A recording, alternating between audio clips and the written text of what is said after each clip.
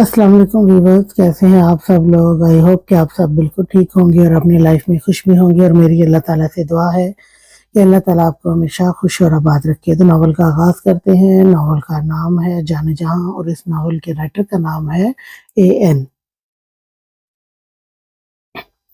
जी। वहीदान अंबर के पास बैठा हुआ था। मासूमा भी कुछ देर पहले ही कमरे में गई थी। वहीदान को एक बात याद आई तो अंबर को मुखातिब किया। अंबर, मुझे एक बात बतानी थी। वहीदान ने अंबर से कहा। जी भाई, कौन सी बात? अंबर ने वजदान से पूछा। मुझे एक जरूरी मीटिंग से लाहौर जाना है, सुबह शाम तक वापस आ जाऊंगा। वजदान ने कहा तो अंबर मुस्कुरा दी। ठीक है भाई, पर भाभी जी को बताया? अंबर ने मुस्कुराते शरारत से कहा तो वजदान ने अंबर को घूरते और फिर मुस्कुराते गहरा सांस लिया। बहुत जिद करेगी जाने की, वजदान ने कहा तो अंबर हंस दी। भाई सच्ची, मुझे तो बहुत मजा आता है आप दोनों की ये मजे मजे की लड़ाइयां देखने का। अंबर ने मुस्कुराते कहा तो वहीदान देखता रह गया। उसकी बहन को मजा आता था और एक वो था जो मासूमा को मनाने में लगा रहता था। तुम्हें मजा आता है और एक मैं हूँ जो मासूमा को मनाने का सोच सोच कर परेशान होता हूँ। लेकिन एक है, मासूमा मान बहुत जल्दी जाती है। वहीदान कहते आखिर में मुस्कुराते कहा तो अंबर भी मुस्कुरा दी। जी भाई, बस 2 मिनट की नाराजगी होती है और वैसे भी उसे मनाने के लिए उसका फेवरेट खाना ही बहुत है। अंबर ने मुस्कुरा के कहा तो वहीदान मुस्कुरा दिया। चलो अब तुम भी सो जाओ, मैं भी जाता हूँ। वहीदान कहता अंबर के माथे पे प्यार किए उठ खड़ा हुआ तो अंबर वहीदान को मुस्कुराती देखती अंबर लेट गई तो वहीदान उस पे लहाफ ठीक से देने लगा। और हाँ, वैसे तो गार्ड्स होंगे लेकिन फिर भी मैंने कैफ को अपने जाने का बता दिया था और उसे चक्कर लगाने का भी कहा था। वो कल आएगा। वहीदान ने अंबर को बताया तो एकदम अंबर के गाल कैफ के बारे में सोचते गुलाबी होने लगे। जी भाई, अंबर बस इतना ही कह सकी तो वहीदान मुस्कुराता कमरे से निकला। दरवाजा ऑटो लॉक हो गया था। वहीदान कमरे में आया तो मासूमा उसे बेड पे बैठी हुई मिली थी। वहीदान मुस्कुरा के मासूमा को देखता दरवाजा बंद करता उसके पास आकर बैठा तो मासूमा भी एलसीडी ऑफ करती वहीदान की तरफ मुतवज्जह हुई। मासूमा, मुझे एक बात बतानी है। वहीदान ने मासूमा के पास बैठते उसके हाथ थामे कहा तो मासूमा ने सवालिया उसे देखा। क्या बात है वजी? मासूमा ने पूछा। वो असल में मुझे कल मीटिंग के सिलसिले में जाना है। वहीदान ने कहा। तो आप मुझे क्यों बता रहे हैं? कौन से मुझे जाना है? मासूमा ने मुंह बना के कहा। तो वहीदान ने घूर कर देखा फिर खुद भी मुस्कुरा दिया। जितना जानता था अभी लड़ाई शुरू कर देगी। असल में मुझे कल मीटिंग के सिलसिले में लाहौर जाना है। वहीदान ने कहा तो मासूमा का चेहरा खुशी से खिल उठा। क्या सच्ची? मैं और अंबर भी चलते हैं? मासूमा ने खुशी से कहा। नहीं मेरी जान, कल नहीं, क्योंकि फिर मुझे कल वापस भी आना है रात तक, क्योंकि परसों हमारे ऑफिस में भी जरूरी मीटिंग है। तो इतने घंटों में क्या करोगी? हम फिर कभी जाएंगे। वहीदान ने बेहद प्यार से कहा लेकिन मासूमा का मुंह बन गया था। तो मुझे क्यों बता रहे हैं जाने का? जाएं यहाँ से, मुझे नहीं करनी आपसे बात। मासूमा ने वहीदान को खफगी से कहते रुख फेरा। तो वहीदान को मासूमा की नाराजगी की अदा भी बहुत अच्छी लगी थी, लेकिन उसको मनाना भी। वहीदान ने पीछे से ही उसे अपने हिसार में लिया तो मासूमा ने खुद को वहीदान की गिरफ्त से छुड़ाना चाहा, लेकिन वहीदान का कोई इरादा नहीं था छोड़ने का। अच्छा ना मेरी प्रिंसेस, नाराज तो ना हो।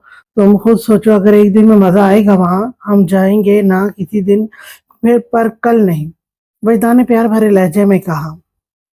क्यों कल क्यों नहीं? मासूमा ने खफकी से कहा। अच्छा यार, कितने दिन हो गए, नशे की रात के बाद तुमने मुझे प्यार भी नहीं किया। थोड़ा आज प्यार ही कर लो अपने वजी को। वहीदान ने मासूमा की बात का जवाब दिए बिना शरारती लहजे में कहा तो मासूमा वहीदान की बात सुनती शर्म से सर पैर तक सुर्ख हुई थी। छोड़े मुझे। मासूमा ने बिना वहीदान की बात का जवाब दिए खुद को छुड़ाते कहा तो वहीदान मासूमा को शर्माना महसूस करता मुस्कुरा दिया। बिल्कुल नहीं, आज तो मेरा जरा सा भी इरादा नहीं है छोड़ने का। वहीदान ने जोमानी अंदाज में कहते मासूमा के कान की लू को दांतों तले दबाया तो मासूमा कप कप आके रह गई। वजी ना करे ना।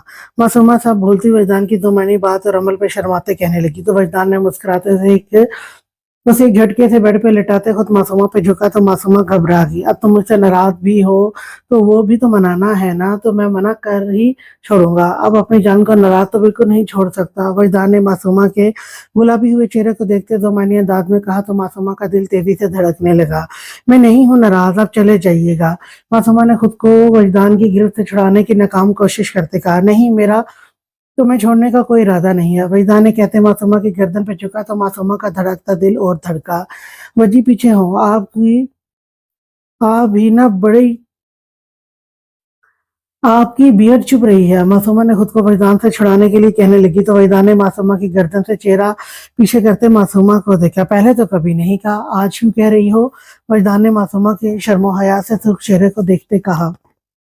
वो आज ज्यादा चुभ रही है ना? मासूमा ने बहाना बनाया तो वहीदान के लबों पर मुस्कुराहट आ गई। वो जान गया था खुद को छुड़ाने के लिए ऐसे कह रही है, आज तो बिल्कुल नहीं छोड़ने वाला। वहीदान कहता मासूमा पे झुकता गया तो मासूमा धड़कते दिल के साथ आंखें बंद कर गई। कुछ पल यूं ही मानी खेल खामोशी के गुजरे तो वहीदान ने पीछे होते गहरा सांस लेते मासूमा को देखा जो आंखें बंद किए गहरे सांस लेते खुद को नॉर्मल कर रही थी। वहीदान मासूमा की बंद पलकों को देखता, उनको बोसा देता, मासूमा की गालों को छूता, नाक को छुआ और गर्दन पे झुकता अपना लम्स छोड़ने लगा। मासूमा धड़कते दिल के साथ शर्म हया से आंखें बंद किए वहीदान को मोहब्बत करने की इजाजत दे रही थी। वहीदान गर्दन से पीछे होता, साइड लैंप की तरफ हाथ बढ़ाता, ऑफ करता, मासूमा के कंधे पे होंठ रखता, मासूमा को अपनी गिरफ्त में ले गया और मासूमा वहीदान की पनाहों में शर्माती सिमटने लगी। वहीदान लाहौर जाने के लिए तैयार हो रहा था और मासूमा मुंह बनाकर बेड पे बैठी वहीदान को तैयार होता देख रही थी। वहीदान तैयार होता मासूमा के पास आया और उसे हाथ से थामते अपने साथ सामने खड़ा किया। अब ऐसे भेजोगी तो सारा दिन मेरा उदास गुजरेगा। अब जल्दी से अपने प्यारे प्यारे डिंपल दिखाओ। वहीदान ने मुस्कुरा के मासूमा का चेहरा देखते कहा। वहीदान के उदास होने का सुनती मासूमा मुस्कुरा दी तो वहीदान भी मासूमा के डिंपल देखता, मुस्कुराता, उन पे बोसा देता, पीछे होता, मासूमा की झुकी पलकें देखने लगा। चलो अब सारा दिन यूं ही गुजारना। अच्छा, कैफ को भी मैंने कहा था वो भी आ जाएगा और कुछ खाना हुआ कुक से कह देना। वैसे भी मैं कह चुका हूँ और अगर बाहर से खाना हुआ तो ऑर्डर कर देना, ठीक है? फरजान ने कहा तो मासूमा ने सर हिलाया। और मेरे घर मेरी कुछ चीजें रह गई थी, वो मैं अनीता आपी से कह दूंगी तो वो राकिब भाई को कहकर आपको एयरपोर्ट एयरपोर्ट जाए जहाँ भी आप कहेंगे वो दे जाएंगे, तो वो लेकर आइएगा। मासूमा ने कहा ओके ले आऊंगा। फरजान ने कहा तो मासूमा सर हिलाते फरजान के सीने से लगी तो फरजान के लबों पे गहरी मुस्कुराहट आई। जल्दी आ जाइएगा, मासूमा ने कहा। बस रात तक वापस आ जाऊंगा, ठीक है? चलो अब मुझे बाहर तक छोड़ो। फरजान ने कहा तो मासूमा उसके साथ बाहर तक छोड़ते वापस आ गई। अब मुझे जूनी छोड़ आइए, टाइम हो गया है। अनीता ने कहा यार आज ना जाओ, मुझे कुछ अच्छा नहीं लग रहा। राकिब ने कहा आज ना जाने क्यों राकिब का दिल जब से वो उठा था अजीब सा बेचैन हो रहा था। नहीं राकिब, आज मेरा जाना जरूरी है। और आपको क्या हुआ है? आपकी तबीयत ठीक नहीं क्या? अनीता ने राकिब को कहा नहीं मैं ठीक हूँ, चलो छोड़कर आता हूँ, पर ध्यान रखना अपना। अच्छा, और जब फ्री हो उसी वक्त कॉल कर देना मुझे, मैं ले आऊंगा। राकिब ने कहा तो अनीता ने हैरत से देखा। पहले तो कभी राकिब ने ऐसा नहीं कहा था। ओके रखूंगी ख्याल, और कॉल भी कर दूंगी। आप मुझे अभी यूं नहीं छोड़ाए, अनीता ने कहा। चलो आओ, राकिब ने कहा और कमरे से बाहर निकला तो अनीता भी निकली। कुछ देर बाद राकिब अनीता को यूं ही छोड़कर वापस चला गया।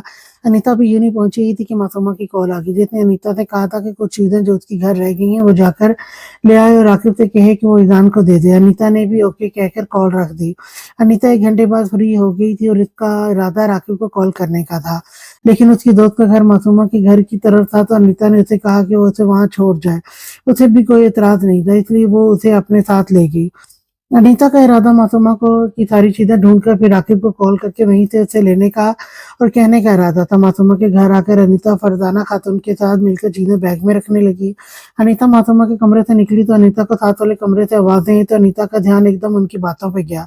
शहनाज कब तक इंतजार करना पड़ेगा हमें? सबको मार दिया है लेकिन अभी तक ये फवाद की दौलत हाथ ही नहीं आ रही। आमिर ने गुस्से से कहा। आमिर जहाँ इतना सब्र किया है कुछ और वक्त कर लो। शहनाज ने कहा तो अनीता की आंखें हैरत से फैली थी। कब? शहनाज इस दौलत की खातिर हमने इस फवाद समरीन को मार दिया और इस फैजान और हमना को भी मार दिया क्योंकि उन्हें पता चल गया था। और इस अंबर को भी मैंने अपनी तरफ से मार दिया था लेकिन वो बच गई और मुझे लगता है वो भूल गई है मुझे, इसीलिए वजदान ने हमें कुछ कहा नहीं है और अब ना ही दौलत हाथ लगी और ना ही मासूमा। आमिर ने गुस्से से कहा और अनीता को गुस्सा आने लगा और डर अलग, इसलिए वो डरती वहां से जाने के लिए मुड़ी ताकि पुलिस को बता सके। अनीता मुड़ी लेकिन उसकी किस्मत खराब थी कि वो वहां रखे शोपीस से टकरा गई। इससे पहले कि वहां से भागती आमर और शहनाज आवाज सुनते बाहर भाग कर आए और अनीता को डरते और आंखों में आंसू लिए खड़े देखकर वो समझ चुके थे कि वो सब सुन चुकी है। इससे पहले आमर और शहनाज अनीता को पकड़ते अनीता वहां से भागी थी और आमर और शहनाज को एकदम डर लगा था। आमिर कुछ करो पकड़ो होते, शहनाज ने कहा तो आमिर मोबाइल निकाल कर अपने आदमी को कॉल करने लगा। दोनों एक लड़की भी भागकर घर से निकली, उसे पकड़ो, छोड़ना नहीं उसे। आमिर ने कॉल करते अपने आदमी से कहा जो घर के बाहर ही खड़े थे। उनके ओके कहते ही आमिर कॉल रख चुका था। फरजाना खातून जो छुप कर खड़ी थी सारी बात सुनती जल्दी से भागकर कमरे में आती राकिब को कॉल करने लगी लेकिन वो लग ही नहीं रहा था। और इकबाल साहब भी इस वक्त घर नहीं थे जो वो उनको भी भेज देती, और अगर वो खुद घर से बाहर जाती तो आमिर और शहनाज को उन पर भी शक हो जाता। वो फिर से राकिब को कॉल करने लगी। सारिन का नंबर उनके पास था नहीं। अनीता को कुछ समझ नहीं आ रही थी वो क्या करे। वो इतनी डर गई थी कि वो डर कर अपना मोबाइल भी वहीं छोड़ आई थी, और अब अपने पीछे कुछ गुंडों को देखकर डर के मारे जितना तेज हो सका वो सड़क पे भाग रही थी। कहाँ तक भागोगी, एक आदमी से कहका लगाते कहा तो अनीता और तेज भागने लगी। अल्लाह पाक मुझे बचा ले, मैं क्या करूं। अनीता बिना रोके दिल में शिद्दत से रोते हुए दुआ मांग रही थी। सड़क वीरान थी इसीलिए कोई भी नहीं था। अनीता तेज भाग रही थी बिना आगे देखे। वो भाग रही थी इसीलिए उसे आगे पत्थर दिखाई न दिया और वो सड़क के बीच में गिरी थी। अभी वो उड़ती के वो गुंडे उसके सर पे पहुंच गए थे। प्लीज मुझे जाने दो, अनीता ने रोते हुए कहा। तो वो गुंडे घटिया घटिया कहका लगाने लगे। तो कहाँ जाएगी, बच गए। गुंडे ने कहते अनीता की तरफ हाथ बढ़ाया तो अनीता की एक दिल खराब चीख और सुनसान सड़क में गूंजी थी। उस गुंडे ने हाथ बढ़ाते अनीता का दुपट्टा खींचा तो अनीता चीखती डरते पीछे होने लगी। तो उस गुंडे ने अनीता का बाजू जोर से खींचा जो फटता गया। अनीता को लगा आज वो शायद मर ही जाएगी। अनीता ने हिम्मत ना हारते उस गुंडे को धक्का देती फिर से उठती भागी थी। उसे गिर के पाँव और हाथ पे जो चोट तो लगी थी, काफी खराशें आई थी, लेकिन उसे इस सब का ध्यान ही कहाँ था। उसे तो बस परवाह थी तो अपनी इज्जत की।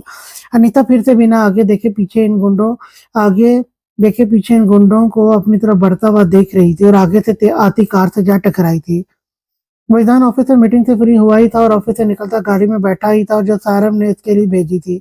वहीदान ने ड्राइवर तो वापस भेज दिया था क्योंकि इसे काफी वक्त लग जाना था, और वहीदान का इरादा था कि वो सबसे मिलकर ही जाए, पर उसका ये बात मासूमा को बताने का हरगिज नहीं था। अभी वहीदान गाड़ी स्टार्ट करके ड्राइव करने लगा कि उसे मोबाइल पे कॉल आने लगी। तो वहीदान ने नंबर देखते कॉल उठाई। वहीदान ने सलाम किया तो फरजाना खातून सलाम के बाद जल्दी से बोली, बेटा अनीता यहाँ आई थी। तो उसने आमिर और शनाज की बातें सुन ली। तो आमिर और शनाज को पता लग गया अनीता बेटी यहाँ से भाग गई है, और आमिर ने उसके पीछे अपने आदमी को उसे पकड़ने के लिए भेजा है। जल्दी से उसे बचाओ, वो अभी यहाँ घर के आसपास होगी। मेरे पास राकिब के अलावा कोई नंबर नहीं था और उसका लग नहीं रहा, और आपका लग गया। आप किसी को बताए ताकि अनीता को बचाए कोई। फरजाना खातून ने जल्दी जल्दी बताया। तो वहीदान जो फरजाना खातून का इतना ही कहना था कि भागिए, वहीदान ने इसी वक्त गाड़ी की स्पीड तेज कर ली थी, और उनकी आखिरी बात पर जल्दी से ओके कहता फुल स्पीड में ड्राइव करने लगा। वहीदान जहां था उधर से मासूमा का घर करीब था, इसीलिए वो किसी को भी बिना बताए परेशानी से ओवर स्पीड बढ़ाता ड्राइव करने लगा। वहीदान चला रहा था कि उसे एक लड़की भागती हुई अपनी गाड़ी की तरफ आती दिखाई दी, और वहीदान अगले ही पल अनीता को पहचान गया था। इससे पहले कि अनीता टकराती वहीदान स्पीड स्लो कर गया था। अनीता वहीदान की गाड़ी से टकराती नीचे गिरी तो वहीदान भी जितनी जल्दी हो सका था ब्रेक लगाई थी और गाड़ी से बाहर निकलता अनीता के पास आया था। इससे पहले वहीदान अनीता को उठाता वो गुंडे उसके पास आए थे तो वहीदान उनकी तरफ मतवज्जो हुआ। ए लड़की हमें दे और जा यहाँ से, एक गुंडे ने कहा। तो वहीदान को उस पर बेहद गुस्सा आया। वहीदान ने एक मुक्का उसके मुंह पे दे मारा, और फिर वहीदान अकेले ने ही इन 4-5 गुंडों की अच्छी खासी धुलाई कर डाली थी। वहीदान इन गुंडों को वही तड़पता छोड़कर अनीता के पास आया जो शायद बेहोश हो चुकी थी। और वहीदान उसे उठाते अपना कोट उतारते उस पे देते उसे गाड़ी में पिछली सीट पर लेटाते खुद भी बैठता गाड़ी स्टार्ट करता साथ राकिब को कॉल करने लगा, जो राकिब ने तीसरी बेल पे उठा लिया था। हेलो, कहाँ है तू, कोई तुझे कॉल कर रहा है लेकिन तू उठा के नहीं रहा था। वहीदान ने राकिब की कॉल उठाते ही गुस्से से कहा। तो राकिब ने हैरत से वहीदान की बात सुनी। यार क्या हुआ, मुझे तो किसी की कॉल नहीं आई, सिर्फ तुम्हारी आई है, सब खैरियत तो है, राकिब ने कहा। इसके मोबाइल पे कोई कॉल नहीं, सच में कोई कॉल सच में नहीं आई थी। शायद फरजाना खातून के कॉल करते वक्त सिग्नल नहीं थे, इसलिए तू अपनी फ्लाइट पे आ, मैं वहाँ तो अपने फ्लैट पे आ, मैं वहां आ रहा हूँ। वहीदान ने राकिब की बात पे गहरा सांस लेते कहा। पर मुझे अनीता को लेना है, राकिब ने कहा। इससे पहले ही अनीता की परवाह हो रही थी। ले आना, बस पहले वही आ जल्दी, वहीदान ने कहते बिना राकिब की बात सुने कॉल बंद कर दी। राकिब थोड़ा परेशान हुआ था लेकिन फिर खामोशी से बाहर निकला। राकिब फ्लैट पे भी पहुंचा ही था कि वहीदान भी इसी वक्त आया था। राकिब उसकी तरफ आया। अनीता पिछली सीट पे है, उसे निकाल कर फ्लैट पे लाओ, मैं कल डॉक्टर को कॉल कर चुका हूँ, वहीदान ने राकिब को देखते कहा। तो राकिब का दिल एकदम बेसाख्ता खौफ से धड़का। क्या अनीता, क्या हुआ अनीता को, राकिब कहता। जल्दी से गाड़ी का दरवाजा खोला तो उसे अनीता जख्मी हालत में बिना दुपट्टे और वहीदान के कोर्ट में मिली। राकिब को उसे हालत में देखते खौफ महसूस होने लगा। राकिब ने जल्दी से अनीता को बाजू में उठाता फ्लैट की तरफ बढ़ा तो वहीदान भी इसके पीछे चल दिया। फ्लैट पे आते वहीदान ने राकिब की पॉकेट से चाबी निकालते दरवाजा खोला तो राकिब अनीता को अंदर लाता कमरे में ले जाते बेड पे लिटाया और इसे पे लिहाफ दिया। तुम्हें कैसे मिली अनीता, और इस हालत में बताओ मुझे क्या हुआ। राकिब ने जब्त से सुर्ख सुर्ख आंखें लिए वहीदान को देखते पूछा जो वहीं खड़ा हुआ था। राकिब अनीता को इस हालत में देखते बेहद तकलीफ महसूस कर रहा था। राकिब के कहने पे वजदान फरजाना खातून की सारी बात बताई। राकिब का तो बस नहीं चल रहा था कि अभी जाकर आमिर को मार दे, पर वजदान के समझाने पे खामोश होकर रह गया। वजदान का इरादा था तमाम सबूतों के साथ ही आमिर को पकड़ा जाए। डॉक्टर आ गई तो उसने अनीता को चेक किया और कुछ देर में होश में आने का कहती उसकी उसका ख्याल रखने और मेडिसिन का बताती चली गई तो वजदान भी उठ खड़ा हुआ। राकिब, मैं जा रहा हूँ और घर कब जाओगे तुम? वजदान ने राकिब से कहा, जो अनीता के पास हाथ थामे बैठा था। ठीक है, तुम जाओ, मैं अनीता को इस हालत में घर नहीं लेकर जाना चाहता, वरना सब परेशान हो जाएंगे। घर मैं कह दूंगा कुछ दिन अनीता के साथ अकेले गुजारना चाहता हूँ, इसलिए फ्लैट पे ले आया हूँ।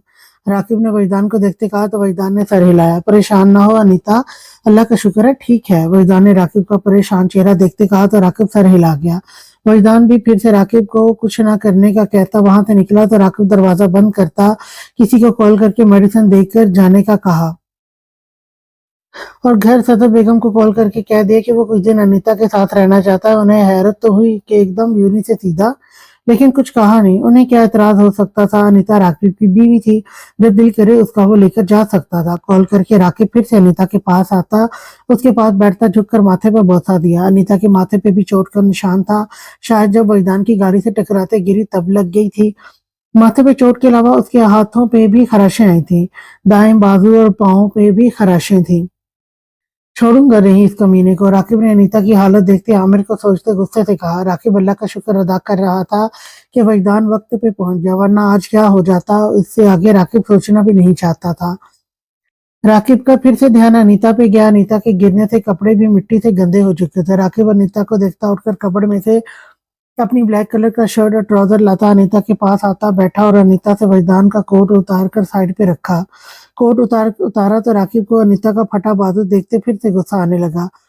राकिब ने गुस्सा जब्त करते अनीता की कमीज की तरफ हाथ बढ़ाया। कुछ देर बाद अनीता राकिब के ट्राउजर और शर्ट में मौजूद थी। राकिब अनीता का पानी से चेहरा और हाथ भी लाकर साफ कर चुका था। राकिब अभी अनीता को चेंज करवा कर ही हटा था कि दरवाजे पर बेल हुई तो राकिब उठकर गया। दरवाजा खोला तो जैसे राकिब ने मेडिसिन लाने का कहा था देकर वापस चला गया तो राकिब अनीता के पास बैठता उसकी खराशों पे ट्यूब लगाने लगा।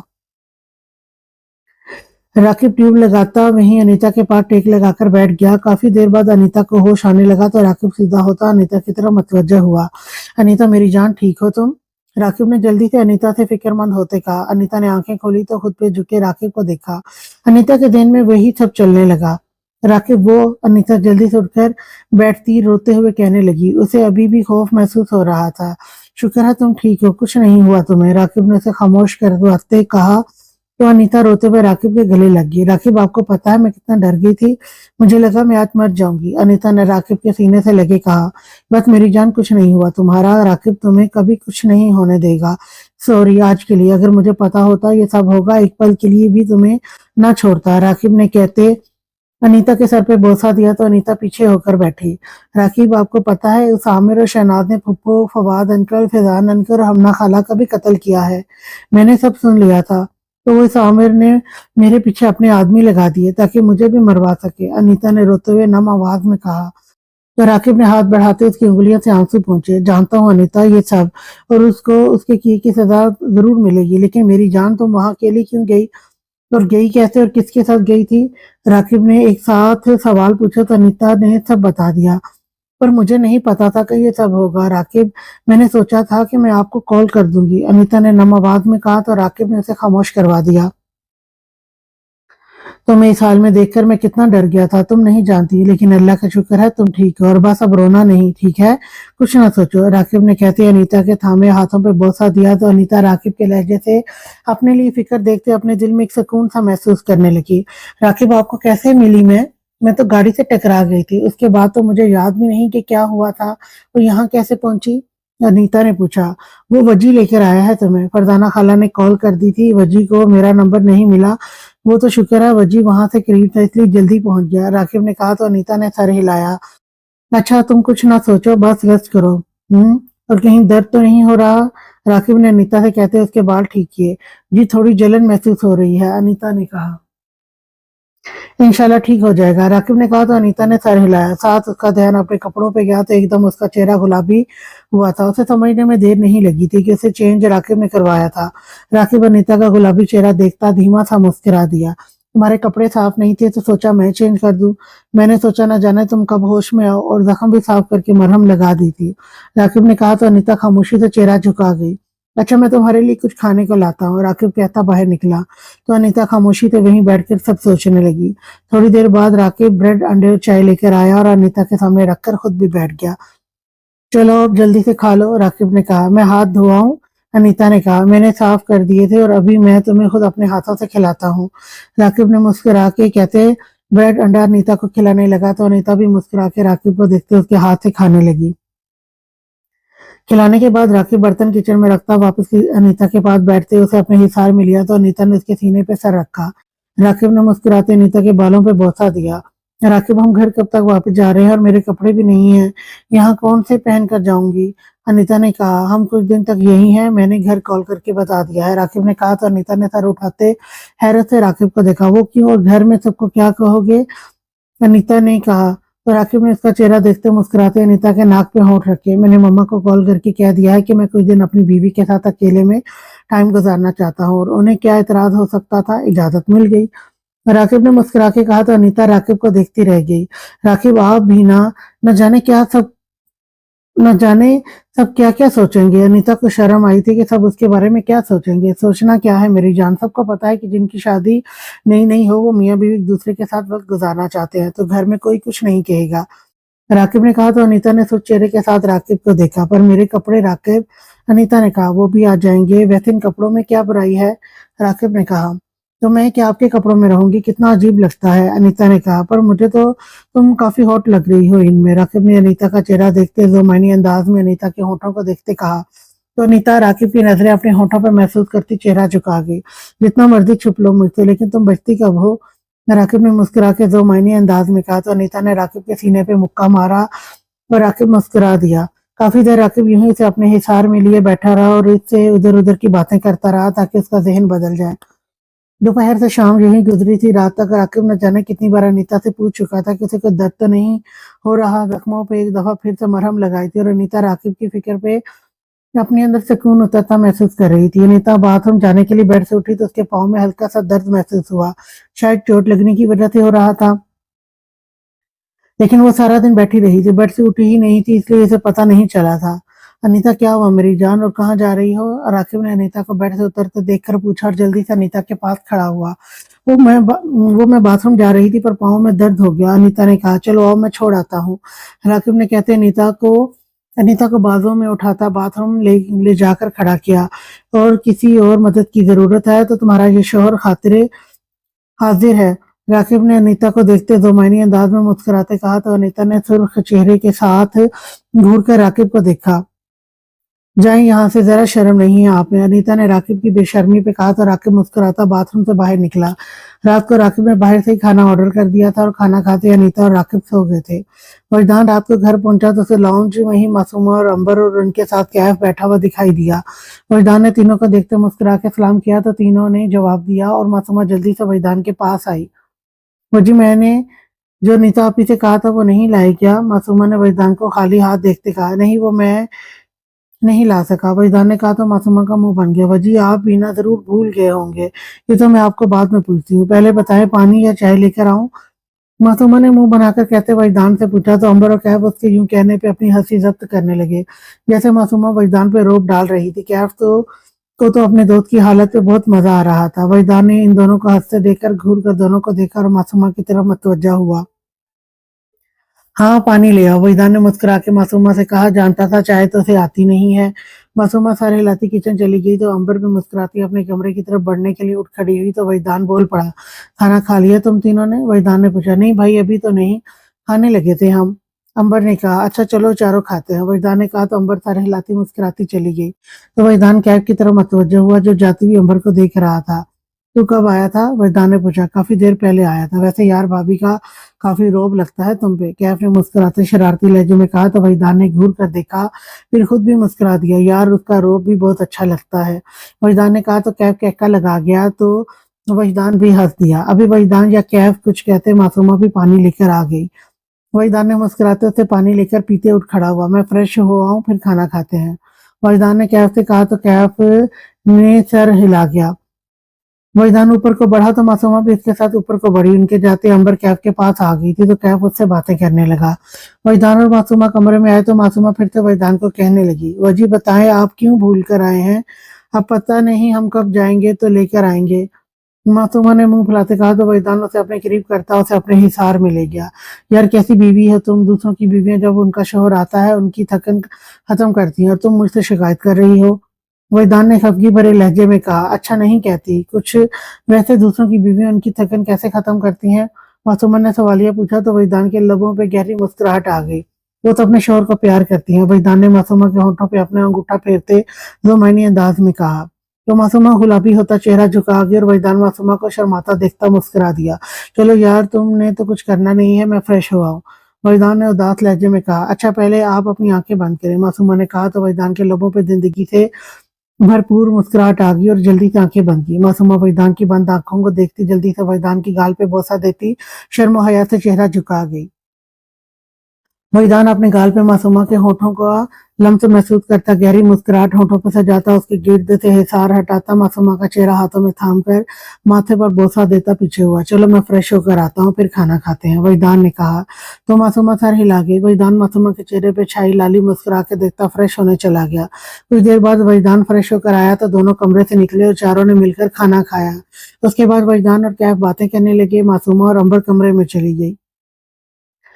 सुबह राकिब उठता फ्रेश होता अनीता को उठाने लगा तो अनीता ने आंखें खोले खुद पे झुके राकिब को देखा। उठ जाओ अनीता, मैं नाश्ता बना रहा हूँ, तब तक तुम फ्रेश हो जाओ, राकिब ने अनीता से कहा। जी पर पहले आप तो पीछे हटे। अनीता ने राकिब के सीने पे हाथ रखते उसे पीछे करना चाहा तो राकिब जानबूझकर और अनीता पे झुका। अगर ना हूं तो? राकिब ने अनीता के चेहरे को देखते मुस्कुरा के कहा, तो मैं फिर से सो जाऊंगी और आप फिर खुद ही नाश्ता करते रहिएगा, अनीता ने कहा।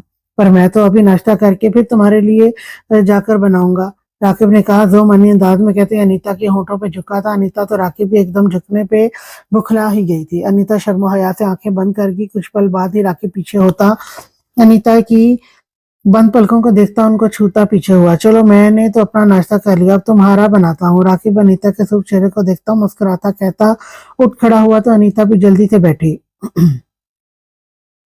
राकिब मैं क्या पहनूं, कोई सूट ही नहीं है मेरे पास। तो अनीता ने राकिब से कहा, तो मेरा कोई शर्ट और ट्राउजर पहन लो और तुम्हें इसमें देखना चाहता हूँ, मुझे सच में तुम बहुत हॉट लग रही हो। राकिब ने शरारती लहजे में अनीता से कहते आंख मारी तो अनीता शुभ चेहरे के साथ घूर कर रह गई। राकिब उसे मुस्कुराता देखता नाश्ता तैयार करने चला गया। अनीता भी राकिब के जाने के बाद फ्रेश होने चली गई। अनीता फ्रेश होकर आई तो राकिब भी आ गया। चलो आओ जल्दी से तुम्हारे बाल ड्राई कर दूं फिर नाश्ता करते हैं, राकिब ने अनीता को कहते हुए उसके हाथ थामे बेड पे बिठाया और बाल ड्राई करने लगा। बाल ड्राई करने के बाद दोनों ने नाश्ता किया और राकिब अनीता के जख्मों पे मरहम लगाने लगा। राकिब पाँव पे लगाने लगा तो अनीता बोल पड़ी, राकिब प्लीज आप पाँव पे रहने दे, मैं लगा लूंगी। अनीता ने कल वाली बात फिर से राकिब को कही। कल भी जब राकिब उसके पाँव पे लगाने लगा था तो अनीता उसे मना कर रही थी। अनीता को अच्छा नहीं लग रहा था कि राकिब का उसके पाँव को यूं हाथ लगाना। अनीता तुम किस अनीता तुम किसकी हो? मेरी ना, सर से लेकर पाँव तक मेरी हो तो मुझे तुम्हें छूना बुरा नहीं बल्कि अच्छा लगता है, चाहे वो पाँव हो या। राकिब दो महीने अंदाज में भी कह ही रहा था कि अनीता बोल पड़ी, राकिब आप दिन ब दिन बहुत बेशर्म होते जा रहे हैं, जरा आपको शर्म नाम की चीज नहीं है। अनीता ने गुलाबी होते चटपटा कर राकिब की बात काटते कहा तो राकिब हंस दिया और अनीता की तरफ होते अनीता पे झुका तो जल्दी से पीछे हुई, लेकिन राकिब उस पे और झुकता और उसे बेड पे ही लिटा चुका था। राकिब पूरी तरह अनीता पे झुकता उसके आस पास हाथ रखे थे। यार तुम मेरी बीवी हो, तुम्हारे सामने ही बेशर्म होगा और किसके आगे होगा, और वैसे भी अगर बेशर्म हो ना हुआ तो हमारे बच्चे कैसे आएंगे? राकिब ने ज़ुबानी अंदाज में कहती अनीता की गालों की शिद्दत से बोसा दिया तो अनीता कपकपा के रह गई, आंखें भी बंद कर गई। राकिब ने गालों से होते ठोड़ी को छूते अनीता के होठों पे होठ रखे उन्हें अपनी गिरफ्त में लेता गया। कुछ पल जो ही मायने खेज खामोशी के गुजरे तो राकिब पीछे होता अनीता को देखने लगा जो गहरे सांस लेते खुद को नॉर्मल कर रही थी। राकिब मुस्कुराता उठ बैठा तो अनीता भी बैठ गई। चलो और तुम्हारे बाल बनाता हूँ, राकिब ने अनीता से कहा। मैं बना लूंगी, अनीता ने कहा तो राकिब ने नफी में सारे लाया। तुम्हारा यह हाथ अभी ठीक नहीं, देखो कितनी खराशें आई हैं, तो मैं बना दूंगा, बस तुम खामोशी से बैठी रहो, राकिब ने कहा तो फिर उठ खड़ा हुआ। ओ यार तुम्हारे पाँव पे तो मरहम लगाई ही नहीं, चलो ये लगा दो। राकिब कहता अनीता के पाँव के करीब बैठा तो अनीता राकिब के इतने ख्याल पे मुस्कुरा दी। राकिब ने मरहम लगाते अनीता के बाल बनाए और उसके बाद अनीता के पास बैठकर बातें करने लगा। रात को दोनों खाना खाकर बैठे। राकिब अनीता को अपने हिसार में लेकर बेड पे बैठा तो अनीता उसके कंधे पर सर रख गई तो राकिब दिल से मुस्कुरा दिया। राकिब हम कोई मूवी देखें? अनीता ने राकिब से कहा तो राकिब मुस्कुरा दिया। कैसी मूवी देखना पसंद करोगी? राकिब ने पूछा। कोई अच्छी थी। अनीता ने कहा। अगर रोमांटिक मूवी देखना चाहती हो तो बताओ। राकिब ने कहा तो अनीता ने राकिब को घूर कर देखा। कोई अच्छी थी राकिब, जो आपको अच्छी लगे वो। अनीता ने कहा। मेरा तो रोमांटिक देखने को दिल कर रहा है, बल्कि छोड़ो हम अपना रोमांस करते हैं। राकिब ने जोमानी अंदाज में कहते अनीता की गिर्द हिसार तंग किया तो अनीता का दिल राकिब के जोमानी अंदाज पे बेसाख्ता धड़का। राकिब में अभी ठीक नहीं हुई और आप किसी बातें कर रहे हैं। अनीता ने राकिब से फरार चाहिए। राकिब अनीता के कहने पे मुस्कुराता, उसे बेड पे लेटाता, उस पे झुकता, उसके हाथों की उंगली में अपनी उंगलियां फंसा गया। तो मैं आराम से प्यार करूंगा ना, तुम्हें जरा तकलीफ नहीं दूंगा, राकिब ने कहा। तो अनीता शर्मो हया से पलकें झुका गई। राकिब मुस्कुराता, उसके माथे पे बोसा देता, उसके गालों को छूता, उसके दाएं कंधे पे अपना लम्स छोड़ा तो अनीता का दिल तेजी से धड़कने लगा। राकिब ने कंधे से हटते अनीता की गर्दन पे अपना लम्स छोड़ता, अपने अपने हिसार में लेता गया और अनीता भी शर्माती राकिब में सिमटती जा रही थी। अनीता राकिब का खुद के लिए फिक्र करना, उसे हर तरह से एहसास दिलाना कि उसके लिए फिक्रमंद है और राकिब का जरा जरा सी बात पे उसका ख्याल रखना, अनीता की जरा सी तकलीफ का सुनकर राकिब का तड़प जाना, ये सब अनीता को मजबूर कर चुके थे राकिब से मोहब्बत पे जो वो इतने दिनों से खुद से भी नहीं मान रही थी। वो कब से यही सोचे बैठे सोच रही थी। दोपहर का वक्त था। राकिब और अनीता बाहर लॉन्च में सोफे पे बैठे थे। क्या मुझे राकिब से प्यार हो गया है? हाँ, मुझे राकिब से प्यार हो गया, अनीता ने दिल में सोचा और ये सोच आते अनीता के दिल को अजीब सा सुकून हुआ था। तो क्या मैं राकिब से कह दूं? हाँ, कह दूंगी, लेकिन इससे पहले राकिब को माफ करना है। हाँ, मैं राकिब को माफ कर दूंगी पूरे दिल से। राकिब मुझसे प्यार करते हैं, वो सब उन्होंने जानबूझकर नहीं किया था। अब तो मैं भी उनसे प्यार करने लगी हूँ, तो अब मैं राकिब को बता दूंगी मैंने उन्हें माफ किया और ये भी बता दूंगी कि मैं उनसे प्यार करने लगी हूँ। अनीता ने दिल में सोचा और ये सोच उसके लबों पे धीमी सी मुस्कान ले आई। राकिब कब से अनीता का सोचा में मसरूफ देख रहा था, लेकिन कुछ कहा नहीं था। आखिरकार राकिब अनीता को तंग करने लगा। अनीता, वैसे तुम्हें कोई नाम पसंद है? राकिब ने कहा तो अनीता ने उसकी तरफ देखा। क्यों? वैसे मैं देख रही थी एक दिन नाम सारिम भाई रिहबा के बेबी के लिए, अनीता ने खुश होते कहा तो राकिब ने घूर कर देखा। यार, उनको उनके बेबी का नाम रखने दो, तुम हमारे बेबी के लिए सोचो, राकिब ने कहा तो अनीता सुर्खी हो गई। राकिब आप भी ना, अनीता को समझ ही ना आया था कि वो क्या कहे। राकिब अनीता की बेतुकी बात पे मुस्कुरा दिया। क्या मैं यार बेशर्म हूँ, यही ना? राकिब ने मुस्कुराते कहा। जी बिल्कुल, इसमें कोई शक, अनीता ने कहा तो राकिब हंस दिया और खींच कर अनीता को अपने पास करते उसके गाल पे बोसा दिया। अनीता तो बौखला ही गई और ऊपर से राकिब के अमल से उसका दिल तेजी से धड़क उठा। राकिब ने अनीता को अपने साथ लगाते उसके गिर्द बाजुओं का हिसार बनाते उसके कान को होठों से छुआ तो अनीता की धड़कनें और तेज हुई। राकिब छोड़े, अनीता ने राकिब की शिद्दतों से घबराते उसके बाजुओं पे हाथ रखते उसे पीछे किया तो राकिब पीछे होता मुंह बनाकर अनीता को देखने लगा। यार अनीता, तुम तो मुझे प्यार भी नहीं करने देती, राकिब ने खफगी से कहता उठ खड़ा हुआ और कमरे में चला गया। अनीता तो राकिब को हैरत और परेशानी से जाता देखने लगी। उसे उम्मीद नहीं थी राकिब यूं रूठ जाएगा। हाय, अब कैसे मनाऊं? अनीता ने परेशानी से सोचा। काफी देर सोचने के बाद फिर एक सोच के तहत उठ खड़ी हुई। लबों पे एक धीमी सी शर्मीली सी मुस्कान आई। राकिब जो कब से अनीता का सोचों में मसरूफ देख रहा था, फिर अनीता का मुस्कुराना न जाने क्यों राकिब को लगने लगा था कि अनीता उसके बारे में सोचकर मुस्कुरा रही है और राकिब अब जानबूझकर नाराज होकर आया था। उसने सोचा था कि अगर अनीता उसके बारे में सोच रही थी और जो ख्याल राकिब के जहन में था कि अनीता शायद उससे मोहब्बत करने लगी है, जो राकिब काफी दिनों से महसूस कर रहा था, तो अनीता खुद उसकी नाराजगी का सोचते से मनाने आएगी। राकिब कब से बैठा अनीता का इंतजार कर रहा था। आखिरकार जब अनीता ना आई तो राकिब उदास दिल के साथ बाथरूम चला गया और जाकर शर्ट उतारकर लटकाता मुंह हाथ धोने लगा। राकिब सोचने लगा शायद वो गलत सोच रहा था, उसे गलत महसूस हो रहा था। अनीता कमरे में आई तो राकिब को न पाकर बाथरूम को देखा जिसका आधा दरवाजा खुला हुआ था।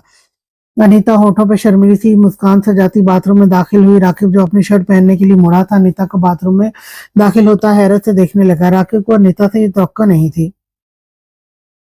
फिर राकिब को एक शरारत सूझी तो बोल पड़ा, बीवी कितनी बेशर्म हो, मासूमा शोहर बिना शर्ट के खड़ा है, तुम कैसे घूर रही हो? राकिब ने शरारती लहजे में कहा तो अनीता के चेहरे का रंग गुलाबी हुआ, लेकिन वहां से गई नहीं थी, बल्कि राकिब की तरफ कदम बढ़ाने लगी तो राकिब को और हैरत हुई। मैं क्या करूं? मेरा शोहर है ही इतना बेशर्म और अब तो मैं अपने नाराज शोहर को मनाने आई हूँ। अनीता ने राकिब के करीब जाते उसके रूबरू खड़े होते कहा। अनीता राकिब की हैरत ज़दा आंखें देखती राकिब के गर्दन के गिर्द बाजों का हिसार बनाया तो राकिब की आंखें हैरत से फैली। तो बताया अब मेरे शोहर कैसे मानेंगे? अनीता ने कहा तो राकिब का सकता टूटा। क्या मैं कोई ख्वाब देख रहा हूँ या?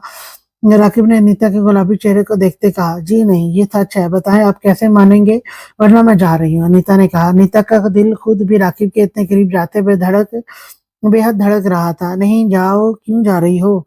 और वैसे भी अगर बीवी इतनी रोमांटिक तरीके से मनाए तो कौन अपनी बीवी से नाराज रहेगा? लेकिन अब मना रही हो तो ठीक से मनाओ। राकिब ने ज़ुमानी अंदाज में कहते अनीता की कमर के गिर्द बाजों का हिसार बनाया तो अनीता के लबों पर शर्मीली सी मुस्कान आ गई।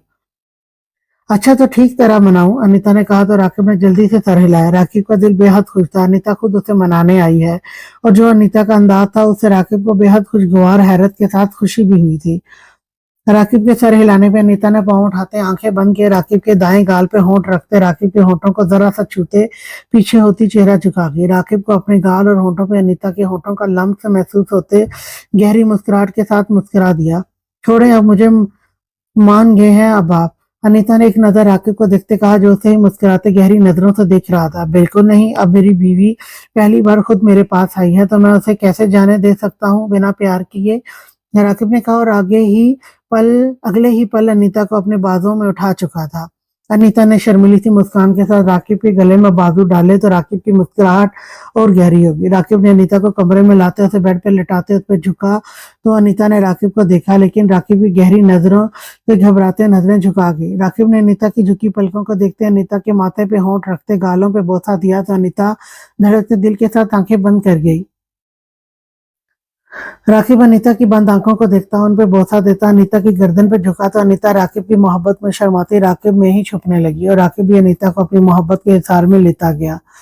राकिब को पूरा यकीन हो चुका था कि अनीता उसे माफ कर चुकी है, बस कहना बाकी और उसे यकीन था अनीता वो भी बहुत जल्द उसे कह देगी। शाम के 4 हो रहे थे। राकिब और अनीता कमरे में बेड पर बैठे हुए थे। आज 5 दिन हो गए थे दोनों को आए हुए। ना तो वो दोनों घर गए थे और ना ही अनीता यूं ही गई थी। अनीता ने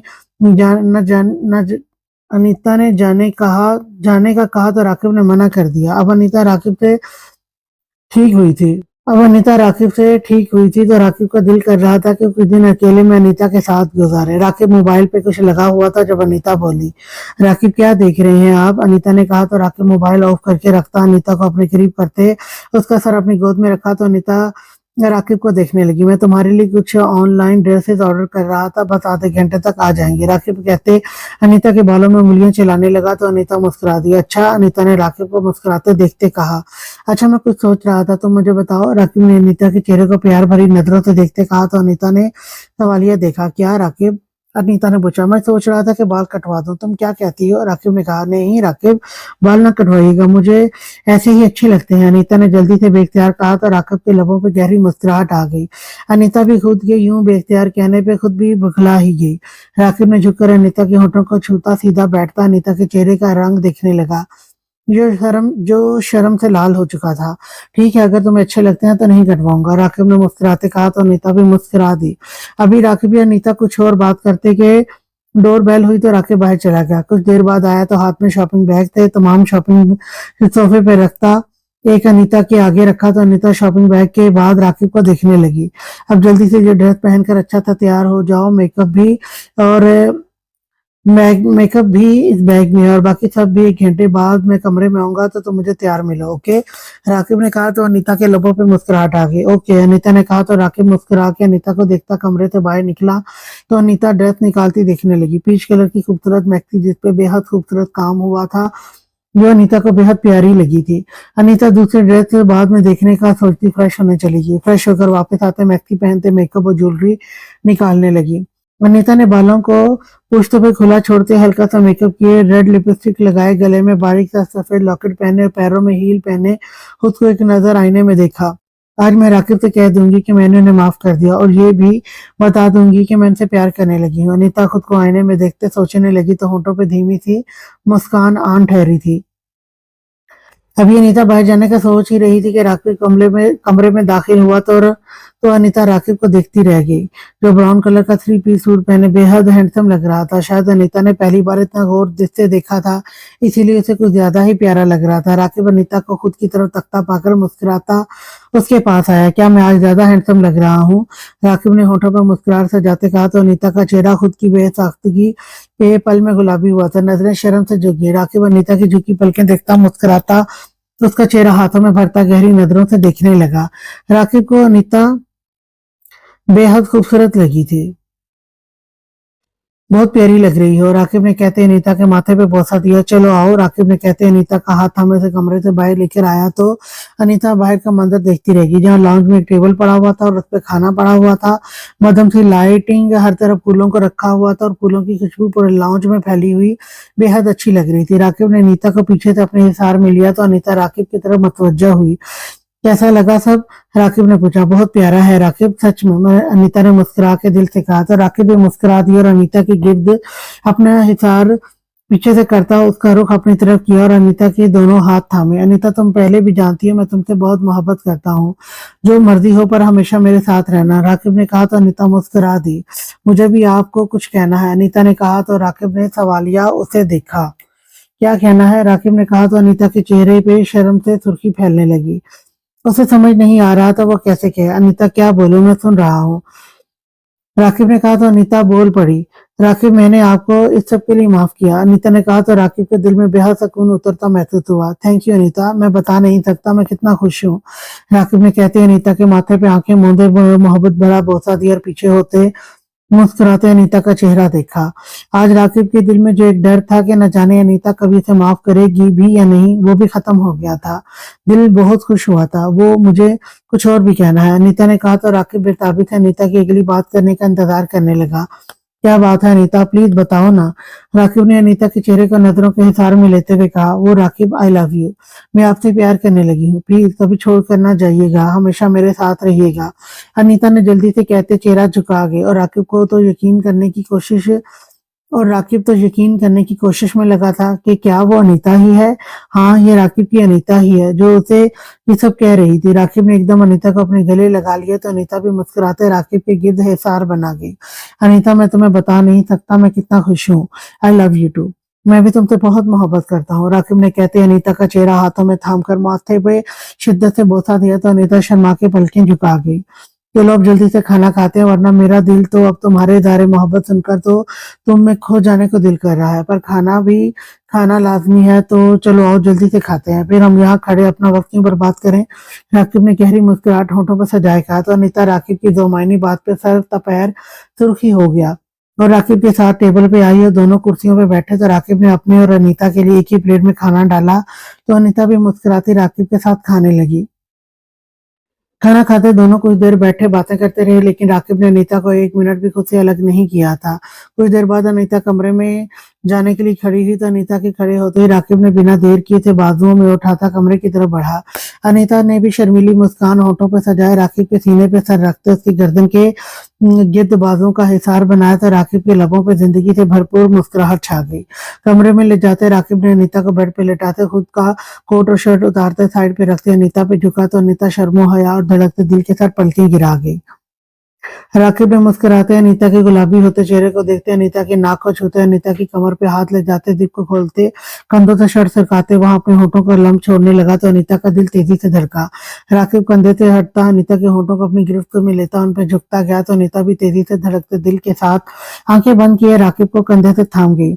न जाने कितने ही पल यूं ही मायने के खामोशी के गुजरे तो राकिब पीछे होता गहरा सांस लेता अनीता को देखने लगा जो गुलाबी चेहरे के साथ गहरे सांस लेती खुद को नॉर्मल कर रही थी।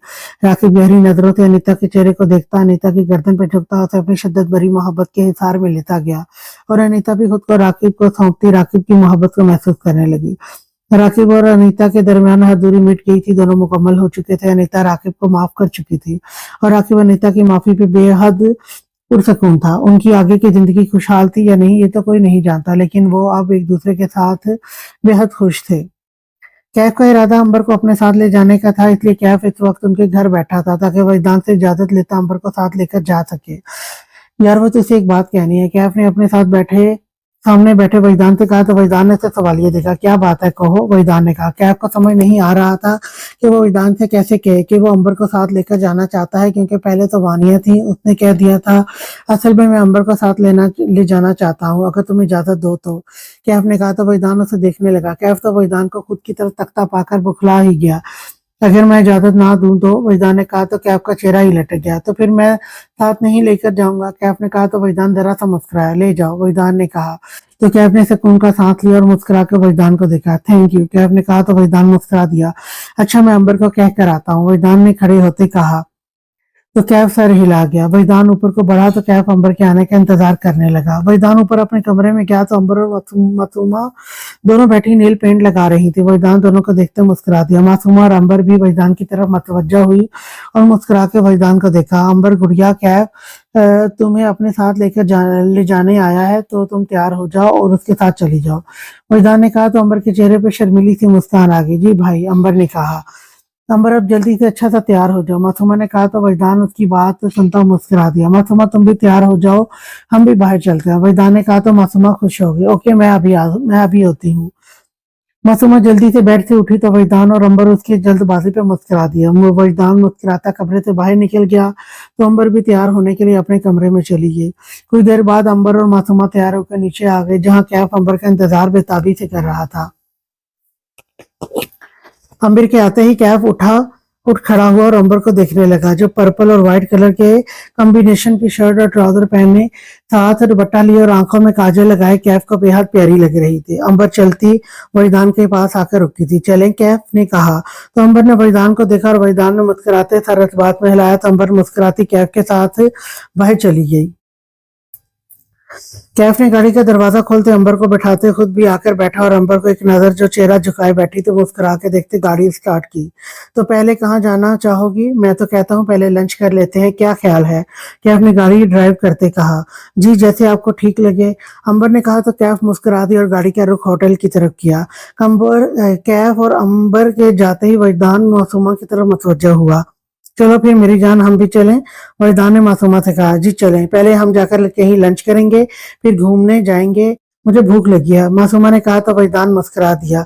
वैसे मेरा इरादा तो कुछ और हो रहा था, वैदान ने ज़ुबानी अंदाज में कहते मासूमा की कमर के गिर्द बाजू डाले और उसे अपने सीने से लगाया। तो मासूमा ने वैदान को घूर कर देखा, लेकिन वैदान की ज़ुबानी बात और सुनने से कानों सुनने से उसके गालों पे सुर्खी छा गई थी। मासूमा की घूरी पे वैदान के लब मुस्कुरा दिए। वजी छोड़े, कोई आ जाएगा। मासूमा ने वैदान के बाजू हाथ पे हाथ रखते कहा। उसे डर था कोई मुलाजिम ही ना आ जाए। कोई आ भी गया तो क्या हुआ, बीवी हो तुम मेरी, और वैसे भी किसी में इतनी हिम्मत जो मुझे कुछ कहे? वैदान ने कहा तो मासूमा ने मुंह बनाकर देखा। वैदान ने मासूमा के माथे पे बोसा दिया तो मासूमा शर्म से सर झुका गई। चलो आओ, कुछ देर में तुम्हारे नजदीक रहा तो हम बाहर नहीं जा सकेंगे। वैदान ने कहते मासूमा को अपने हिसार से निकालते मासूमा का हाथ थामा और बाहर निकला। मासूमा भी शुक्र का सांस लेती उसके साथ निकली, वरना वैदान का कोई पता नहीं था, उसे लेकर ही ना जाता। आज के लिए इतना ही, नेक्स्ट एपिसोड लेकर मैं फिर आऊंगी, तब तक के लिए अल्लाह हाफिज।